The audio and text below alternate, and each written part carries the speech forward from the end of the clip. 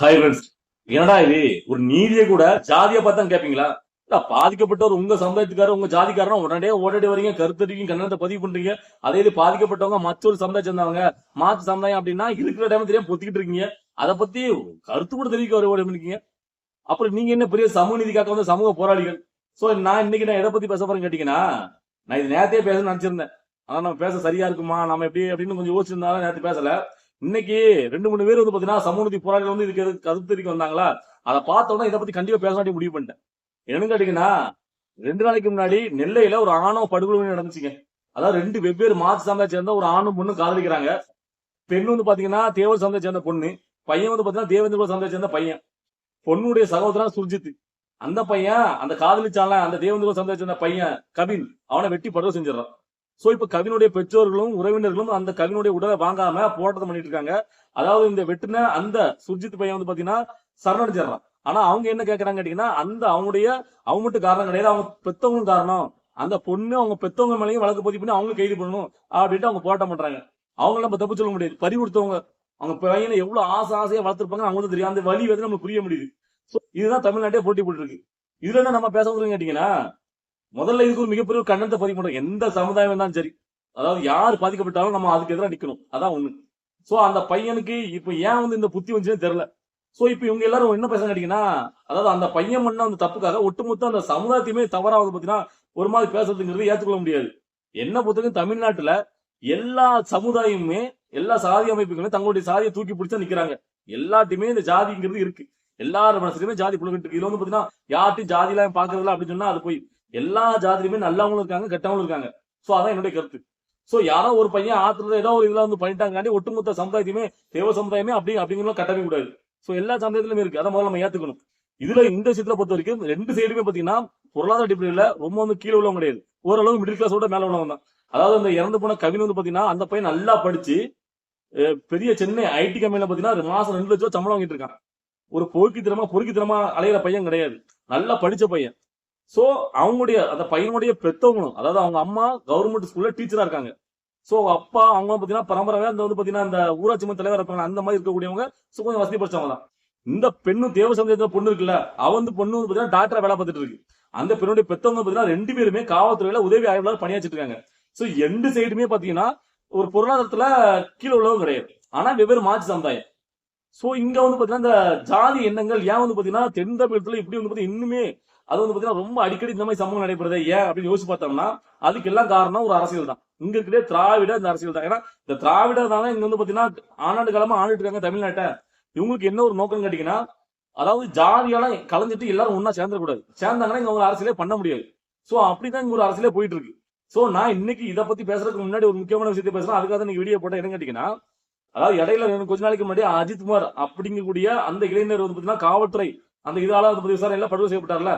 So அப்போ அதுக்காக நீதி கேட்காத நிறைய வந்து பாத்தீங்கன்னா சமூக நீதி போராளிகள்லாம் இன்னைக்கு இந்த கவினுக்காக உடனே நீதி கேட்டு போட வந்திருக்காங்க. யாருன்னு கேட்டீங்கன்னா குறிப்பா 2 பேர், ரஞ்சித், மாரி செல்வராஜ்.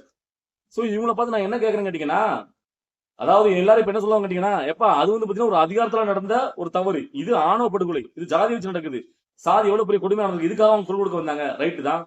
அதாவது ஜாதி அந்த படுகொலை கூட நம்ம அதிகாரத்தை வச்சு அடைக்கிற முடியும். அது வந்து நடக்காம. ஆனா இங்க வந்து அதை பண்ணாமதான் இங்க வந்து பாத்தீங்கன்னா இன்னுமே அரசாங்கம் இருக்கு.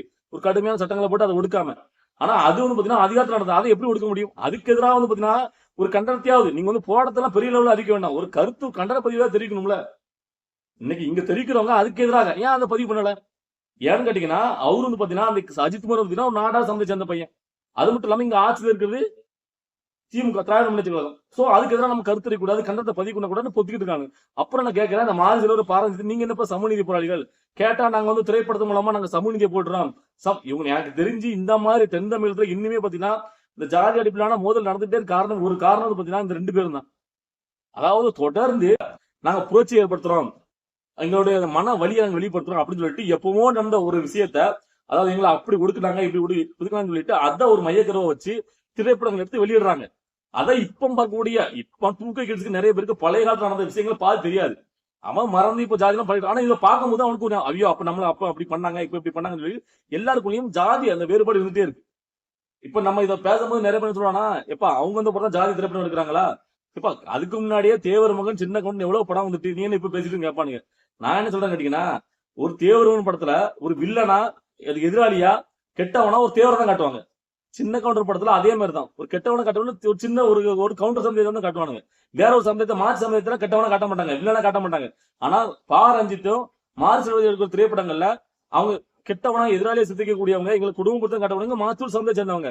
சோ அப்படிங்கும்போது இங்க உள்ள அந்த இப்போ உள்ள இளைஞர்களிடையே அது வந்து பாத்தீங்கன்னா ஒரு விதிக்கப்படுது. அதாவது ஒரு வழி நடந்திருக்கு. நான் வந்து இல்லைன்னு சொல்லல, அந்த காலத்துல குடும்ப பத்தி சொல்லல, அதெல்லாம் இருந்திருக்கு. சோ இப்ப எல்லாரும் மாறி படிச்சு மேல வந்துட்டு இருக்காங்க, எல்லாரும் படிச்சுட்டு இருக்காங்க, எல்லா சமயம் சேர்ந்தவங்க. சோ அப்படிங்கும்போது அந்த வழியை பழைய காலத்துல வழியை மறக்கணும்னு நினைப்போமா, அதையே நினைவுபடுத்தி சமுதாயத்துக்குள்ளேயே பாத்தீங்கன்னா ஒரு இதை உண்டாக்கணும்னு நினைப்போமா? இல்ல உங்களுக்கு புரியுதா இல்லையா நான் சொல்றது? அதாவது நீங்க வந்து அப்படின்னா நீங்க இப்ப கூட நான் சொல்றேன் மாரி செல்வராஜ் பாரஞ்சித்தியும், அதாவது நீங்க அஜித்குமார் அவருடைய இதுக்கு வந்து பாத்தீங்கன்னா பெருதளவு போராட்டம் பண்ண வேண்டாம், ஒரு கண்டன பத்தி கூட தெரிவிக்கலையே. இன்னைக்கு கவினுக்காக ஓடி வந்திருக்கீங்கல்ல. சோ இந்த பையனுக்கு வந்து பாத்தீங்கன்னா ஒரு நம்ம நீதி கேட்கணும், இதுக்கு எதிராக வந்து பாத்தீங்கன்னா ஒரு வன்மையா கண்டிக்கணும், எல்லாம் மாற்றுக்கிறதே கிடையாது.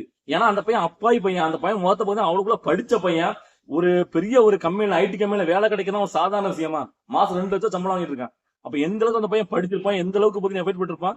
சோ அப்ப அந்த பையன் அந்த லெவல்ல கூடிய பையனை சாதாரணமா ஒரு ஜாதி காரணமா கட்டி அந்த சுஜித்துங்கிற பையன் படுவசங்கிறது ஏத்துக்கொள்ளவே முடியாது.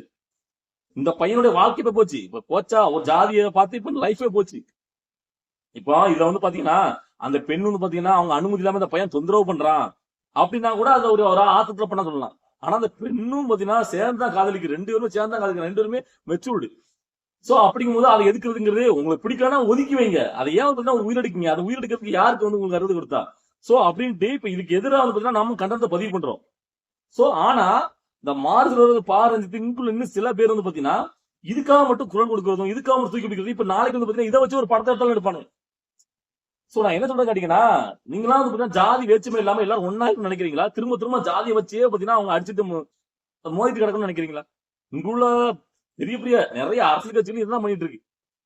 ஒரு பாதிக்கப்பட்ட ஒரு சமுதாயம் சேர்ந்த பையனா உடனே அந்த சமுதாயம் சேர்ந்த தலைவர் அரசியல் எல்லாரும் உடனே வந்துருவாங்க, உடனே அதுக்காக குரல் கொடுப்பாங்க, போட்டம் பண்ணுவாங்க, இது பண்ணுவாங்க. பொதுவா உள்ள அரசியல் யாருமே வர மாட்டாங்க. ஏன்னு கேட்டீங்கன்னா அவங்க 2 சமுதாயமும் தேவை. அஜித்குமாருக்கு நீதி கேட்காத நிறைய பேர் இன்னைக்கு இதுக்கு நீதி கேட்க வரீங்கல்ல. சோ அப்ப அதுக்கு நீதி கேட்டுக்கலாம், அதான் என்னோட கேள்வி. என்ன சொல்லுங்க கேட்டீங்கன்னா, எல்லா சமுதாயத்திலுமே ஜாதி வந்து மேலாங்கி தான் இருக்கு. இப்போ அந்த இறந்து போன கவினுடைய அவங்க தவப்புன என்ன சொல்றாங்க கேட்டீங்க, இப்ப வீடியோ வெளியே வந்துட்டு இருக்கு.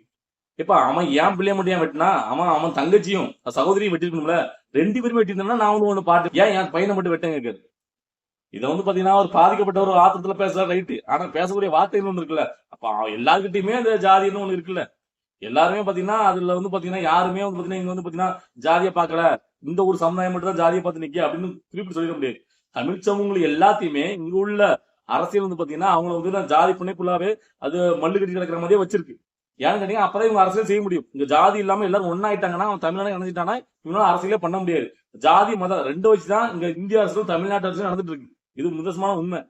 அதாவது ஜாதியை ஒழிக்கணும் சொல்லக்கூடியவங்க ஜாதியை ஒழிக்க நான் திரும்ப திரும்ப என்னுடைய வீடியோ சொல்லிட்டு இருக்கேன். ஜாதியை ஒழிக்கிறதுக்கு முதல்ல என்ன பண்ணணும்? முதலாக நீங்க ஸ்கூல்ல சேர்க்கும் போதே உங்க ஜாதியை கேட்கறான். ஒரு பிள்ளை படிக்க போகும்போது ஸ்டார்டிங்லே அங்கேயே ஜாதியை ஒரு அரசாங்கம் ஜாதியை வச்சு இட ஒதுக்கீடு கொடுக்க கூடாது. பொருளாதார அடிப்படையில் கொடு, ஏன் ஜாதியை வச்சு கொடுக்க? அந்த காலத்துல அம்பேத்கர் அந்த காலகட்டம் அப்படி, இந்த காலகட்டம் அப்படியா?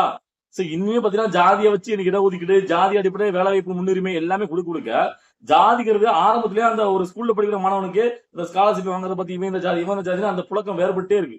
சோ அது வந்து மேலோங்கி அந்த மனசு வந்து போகவே மாட்டேங்குது. ஒரு கவர்மெண்ட் ஒரு அரசாங்கம் எல்லாருக்கும் பொதுவான அரசாங்கமா இருக்கும். இன்னும் ஜாதியை வச்சு யாராவது கொடுத்த வரைக்கும் ஜாதி எப்படி ஒழிப்பீங்க கேட்டா, நாங்க வந்து காதல் திருமணம் பண்ணிடுவோம், மறுமணம் திருமணம் பண்ணா ஜாதி ஒழிஞ்சிருக்கீங்க, அதெல்லாம் ஒழியாது. இன்னும் பாத்தீங்கல்ல, முதல்ல ஒரு அரசாங்கத்துல வந்து எந்த ஒரு கெஜெட்லயும் பாத்தீங்கன்னா ஜாதி அப்படிங்கிறது இதே இருக்கக்கூடாது. அப்படி என்னைக்கு அரசாங்கம் முன் வந்து ஜாதி ஒழிக்கிறதோ அந்த ஜாதி ஒழிச்சிடும். ஆனா அதை முன் ஒழிக்கிறதுக்கு யாருமே எந்த ஒரு அரசு கட்சியுமே தயாரா இல்ல. எல்லாருமே இப்போ வரைக்கும் என்ன சொல்றீங்க? ஜாதி அடிப்படை இடஒதுக்கீடு, ஜாதி அடிப்படை இடஒதுக்கீடு, ஜாதி வாரி கணக்கெடுப்பு எடுக்கணும், மக்களுக்கு கணக்கெடுப்பு எடுக்கணும். என்ன கணக்கெடுப்பு எடுத்து ஜாதி வாரி கணக்கெடுப்பு எடுத்துட்டீங்க, எடுத்த அடிப்படையில ஒரு ஜாதி அதிகமா இருக்கு, இன்னொரு ஜாதி கம்மியா இருக்கு. இப்ப அதிகமா இருக்கிற ஜாதியுடைய மக்கள் வந்து பாத்தீங்கன்னா நாங்க பெரும்பான்மையா இருக்கோம், எங்களை மிஞ்ச எவன் கிடையாது சொல்லி அவங்க வந்து பெரிய அளவுல பேசுவானா பேச மாட்டானா? அதை நம்பி ஒரு அரசியலுக்கு வந்து நிகழமா நினைக்காதா? எப்ப அப்ப இந்த அரசியல்வாதிகள் அவங்க தான் அதிகமான பேர் இருக்காங்க, அவங்களுக்கு தேவையான நல்லதை பண்ணுவோம், அவங்களுக்கு சார்பா வந்து பாத்தீங்கன்னா நம்ம இந்த ஒரு சட்டம் நிகழ்ச்சுவோம், அவங்களுக்கு தேவையான பண்ணிடுப்போங்கிறத ஒரு சாதி நடைபெறும், ஒரு சாதி அரசியல் நடக்கும். அது அப்ப சரியா? திரும்ப எப்படி ஜாதியை ஒழிக்க முடியும்? ஜாதியை ஒழிக்கணும்னா ஜாதியை அடிப்படையில் எடுக்கக்கூடாது, ஜாதி அடிப்படையில் எந்த ஒரு இதுவுமே பண்ணக்கூடாது. அப்படி இருந்தாலும் ஜாதி ஒழிமை தவிர ஜாதி அடிப்படையில கணக்கீடு எடுத்து தகுந்த முறையில அடிப்படையில எல்லாருக்கும் ஜாதி அடிப்படையில் இடஒதுக்கீடு, அதாவது நம்ம கணக்கெடுப்பது சரியான முறையில அவங்களுக்கு பகிர்ந்து கொடுக்கணும். இங்க வந்து பாத்தீங்கன்னா கம்மியான பேர் தான் இருக்காங்கன்னா அதிகமான இடஒதுக்கீடு போகுது. இங்க அதிகமான பேருக்கான கம்மியான இடஒதுக்கீடு தான் இருக்கு. அதனாலதான் நாங்க அது கணக்கெடுக்க எடுக்கிறோம். என்ன கணக்கெடுப்பு எடுக்க போறீங்க? எடுத்துன மட்டும் சரியா இருப்பதா? திரும்பவும் பிரச்சனை தான் வரதான் செய்யும். ஜாதி நீங்க இப்படி ஜாதியை வச்சு இடஒதுக்கீடு கொடுக்கிற வரைக்கும் இந்த ஜாதிங்கிறது ஒளியே ஒழியாது. அதாவது நான் ஏன் சொல்றேன்னு புரிஞ்சுக்கணும். அதாவது ஜாதி அடிப்படையில இடஒதுக்கீடு கொடுத்து மேல வந்து படிச்சு நல்ல வேலைக்கு என்னதான் இப்போ இந்த பையன் இப்ப பாதிக்கப்பட்ட அந்த கவின்கிற பையன் அவங்க பெத்தவங்க வரைக்கும் நல்லா படிச்சவங்க. அவங்களுடைய அம்மா வந்து கவர்மெண்ட் டீச்சர். அந்த பையன் வந்து பாத்தீங்கன்னா நல்லா படிச்சு பெரிய ஐடி கம்பெனில மாசம் 2 லட்சம் சம்பளம் கேட்டு இருக்கான். பொருளாதாரத்துல உயர்ந்துட்டாங்க. அப்படின்னாலும் அவங்களுடைய அந்த இது வந்து பாத்தீங்கன்னா நீ என்னதான் இந்த பையனோட என்னவா இருக்குன்னா நீ என்னதான் உயர்ந்தாலும் பொருளாதாரத்துல மேல இருந்தாலும் நீ வந்து அந்த கீழ் ஜாதி அப்படிங்கிற எண்ணம் இவங்க மனசுல வருது. அப்போ அந்த ஜாதி இது இல்லாம ஆக்கணுமா, இல்லைன்னா ஜாதி அடிப்படையிலேயே நீங்க இடஒதுக்கீடு கொடுத்து அம்பேத்கர் அவர்கள் இந்த மேல படிப்பு அதையே வச்சுக்கிட்டு நீங்க வந்து கொடுத்துட்டு இருக்கிறது எந்த வகையில ஜாதி ஒழிக்க முடியும்னு நினைக்கிறீங்க? இல்ல ஒரு அரசாங்கமே ஒரு ஜாதியை அடிப்படையா வச்சு நீங்க கொடுக்கக்கூடிய எந்த ஒரு சலுகை எதுவா இருந்தாலும் அதை கொடுத்துட்டு இருக்க வரைக்கும் ஜாதிங்கிறது ஒழியாது. இந்த ஜாதி கண்ணோட்டங்கிறது எல்லாராலையும் பார்க்கப்படும். நீங்க எந்த ஒரு உச்சத்துக்கு போனாலும் ஒரு ஜாதி இவரு வந்து பாத்தீங்கன்னா கீழ் ஜாதி இருக்கவரு இது ஜாதி அந்த எண்ணோட்டங்கிறது போகாது. அப்போ அந்த அடிப்படையில இருந்து அடிப்படை மாற்றம் சொல்றோம்ல அதுல இருந்து ஜாதியை ஒழிக்கணும். சோ இங்க வந்து பயங்கரமா பேசக்கூடிய அடிப்படை மாற்றம் அப்படி இப்படின்னு பேசக்கூடிய நிறைய பேர் கூட இதை சொல்றதுக்கு முன் வர்றது கிடையாது. ஏன்னா இதை நம்ம முன்னும் வச்சோம் அப்படின்னா அந்த ஜாதி அடிப்படையில் இடஒதுக்கீடு கிடைக்கிறவங்க எல்லாருமே அதனால பயன்படுத்திட்டு நமக்கு எதாவது திருப்பிடுவாங்க. சோ அப்படிங்கிறனால இதை பத்தி பேச மாட்டேங்காங்க. அதாவது நான் என்ன சொல்ல கேட்டீங்கன்னா ஜாதியை யாரும் பார்க்க கூடாது பழகக்கூடாதுன்னா நீங்க வந்து பாத்தீங்கன்னா ஆரம்பத்திலே ஒரு ஸ்கூல் போகும்போதே எல்லாருக்கும் ஜாதி பாகுபாடே வரக்கூடாது. தீண்டாமை ஒரு பெருங்குச்சம், தீண்டாமை ஒரு பாவச்செயல் அப்படி இருந்து பாடபத்தில முதல் பக்கத்திலே இருக்கு. சோ அதை எல்லாரும் படிச்சுட்டு தான் வராங்க. திரும்ப திரும்ப அந்த தப்பு ஏன் நடந்துட்டு இருக்கு? நீங்க பேருக்கு அதை வைக்கிறீங்க. அதுக்கப்புறம் ஜாதியை பார்த்தா உங்களுக்கு எல்லாமே கிடைக்குது. ஒரு இடம் வேலை வாய்ப்புல போகும்போது முன்னுரிமையும் எல்லா இடஒதுக்கீடும். ஒரு நல்லா மார்க் எடுக்கிற பையன் அவன் ஜாதியை பார்த்து அவனுக்கு அவனுக்கு இடம் கிடைக்காது. ஆனா குறைஞ்ச மதிப்புல இருந்தாலும் ஒரு ஜாதியை பார்த்து வேலை வாய்ப்புல எல்லாத்தையும் முன்னுரிமை கிடைச்சு போகும்போது இந்த வேறுபாடு பாகுபாடு வரதான் செய்யும். சோ இப்ப நீங்க ஜாதி வச்சு இடஒதுக்கீடு ஒண்ணு இல்லைன்னு சொல்லுங்களேன். ஸ்கூலுக்கு போற ஜாதி யாருமே எங்கேயுமே ஒரு வேலைக்கு எங்கேயுமே ஜாதி பார்க்க மாட்டாங்க. கேஸ்ட் யாருக்குமே தெரியாது அப்படின்னா அவன் எப்படி அவன் கேஸ்ட் தெரிஞ்சுக்க முடியும்? அது கொஞ்ச நாள் கழிச்சு ஒரு ஒரு 100 வருஷத்துல ஒரு 50 வருஷத்துலயே அது முற்றிலுமா ஒரு அரசாங்கமே அது கையில எடுக்காத போது அது இல்லாமலே ஆக்க முடியும். எல்லாருமே மாறி மாறி மாறி ஏதோ அரசாங்கத்துல ஒரு ஒரு சர்டிபிகேட்ல இல்லாம இருந்துச்சு அப்படின்னா எங்கேயுமே அதை கேட்கல, ஒரு அரசாங்கம் அதை எங்கேயுமே கேட்கல, அதுக்கு முக்கியத்துவம் கொடுக்கல அப்படின்னா அது ஒழிஞ்சிரும். ஆனா அதை பண்றதுக்கு யாருமே எந்த ஒரு அரசு கட்சியும் முன்னூறு தயாரா இல்ல. அதுக்கப்புறம் இது நடந்தவன மட்டும் அதுக்காக குரல் கொடுத்து நீதி கேட்டு போராடிக்கிட்டு என்னத்த சொல்லன்னு தெரியல. சோ இதனாலதான் நம்ம இதை பத்தி பேச வேண்டியிருக்கு. சோ எனக்கு ஏன்னு வச்சுன்னா இந்த புரட்சிகரமா திரைப்படங்கள்ல மட்டும் நீங்க வந்து பாத்தீங்கன்னா படங்கள் இருக்குது முக்கியம் இல்ல. நிஜத்துல மக்கள் ஒன்னோட ஒன்னா புழங்கிருக்குன்னு கேட்டீங்கன்னா ஒரு கெட்ட விஷயத்தை திரும்ப திரும்ப ஞாபகம் வச்சுக்கிட்டு அந்த காலத்துல அப்படி பண்ணாங்க இப்படி பண்ணாங்கன்னு சொல்லிட்டு அதை இப்ப இருக்க மக்களிடையே நினைவு ஊதிட்டே இருக்கிறது ரொம்ப கெட்ட விஷயம், தவறான விஷயம். சோ இப்போ மக்கள் எப்படி இருக்காங்க, சோ என்ன மாதிரி இதை எப்படி மாத்தணும், மக்கள் எல்லாம் நல்லா இருக்குன்னு நீங்க நினைச்சீங்கன்னா உண்மையிலே இந்த மக்கள் ஜாதிய பாகுபாடு இல்லாம பாகுபாடு பார்க்காம இருக்குன்னு நினைச்சீங்க கேட்டீங்கன்னா எல்லா மக்களையும் ஒன்னா பார்க்கணும். அந்த எண்ணோட்டம் வரணும். யார் தவறு யாருக்கு பாதிப்படைந்தாலும் அதுக்காக குரல் கொடுக்கணும். ஆனா எங்களுக்கு சமுதாயம் எங்களுக்கு அவங்களுக்கான குரல் கொடுப்போம் இவங்க நான் குரல் கொடுக்க மாட்டோம் அப்படின்னு சொன்னீங்கன்னா எப்படி வந்து சாதாரணப்பட்ட ஒருத்தர் வந்து இந்த மாதிரி நினைக்கிறாங்க. அவங்களுடைய சமூகத்துல உள்ள ஒருத்தர் பாதிக்கப்பட்டோம்னா அவங்களாம் கோபம் வரும், ஆத்திரம் வரும். சோ அவங்க வந்து குரல் எடுப்பாங்க, பொங்குவாங்க. சோ அதெல்லாம் கரெக்ட். ஏன்னு கேட்டீங்கன்னா பாதிக்கப்பட்டவங்க சைடு அப்படிதான் இருப்பாங்க. ஆனா நாங்க வந்து பாத்தீங்கன்னா திரைப்படங்கள் மூலமா புரட்சிகரமான கருத்துல பூத்த போறோம், சமூக நீதி நிலையிட்ட போறோம், எல்லாம் சமமா இருக்கணும், ஜாதியை பார்க்க கூடாது அப்படின்னு தத்துவங்கள் மூலமா திரைப்படங்கள் இருக்கக்கூடிய சமூக நீதி போராளிகள் எல்லாரும் நீங்களும் அதே மாதிரி தானே பண்ணிட்டு இருக்கீங்க. உங்களுடைய சமுதாயத்துல இருந்து ஒருத்தர் பாதிக்கப்பட்ட உடனே தானே நீங்க பொத்துக்கிட்டு வரீங்க, எங்க இருந்தாலும் குரல் கொடுக்கீங்க, கட்டணத்தை பதிவு பண்றீங்க. இதே மாற்று சமுதாயத்துல இருந்து யாரா பாதிக்கப்பட்டா அப்பெல்லாம் நீங்க வந்து இதுக்கு எதிர்த்து ஏன் வந்து அங்கேயுமே நீங்க ஏன் ஜாதியை பாக்குறீங்க அப்படின்னு சொல்லி கேட்க மாட்டீங்கல்ல. சோ அதுதான் பிரச்சனையா இருக்கு. சோ அவங்க ஜாதியை பார்த்து தான் இங்க நீதியை கேக்குறீங்க. அப்படி இருக்க கூடாது. எங்க யாரு பாதிக்கப்பட்டாலும் தமிழான எங்க பாதிப்பு கட்டோட எந்த சமுதாய மக்கள் பாதிக்கப்பட்டாலும் அங்க தவறு அடைக்கினா யார் அதுக்கு எதிராக இருக்காலும் அவங்க எதிர்த்து கண்டனத்தை பதிவு பண்ணணும். ஆனா அப்படி நடக்கான்னு கேட்டீங்கன்னா கேள்விக்குறிதான். அதனாலதான் நம்ம இதை பத்தி பேசிட்டு இருக்கோம். சோ இதை பார்த்துட்டு மக்கள் நான் பேசுறது உங்களுக்கு புரியும் நினைக்கிறேன். சோ உங்களுடைய கருத்து என்ன, நான் பேசுறத ஏதாவது மாற்றி கருத்து இருக்கு, சரி தவறு கண்டிப்பா நிறைய பேருக்கு நிறைய கருத்துக்கள் இருக்கலாம். அதை கமெண்ட்ல பதிவு பண்ணுங்க. ரிப்ளை பண்ண தயாரா இருக்கேன். பாய்.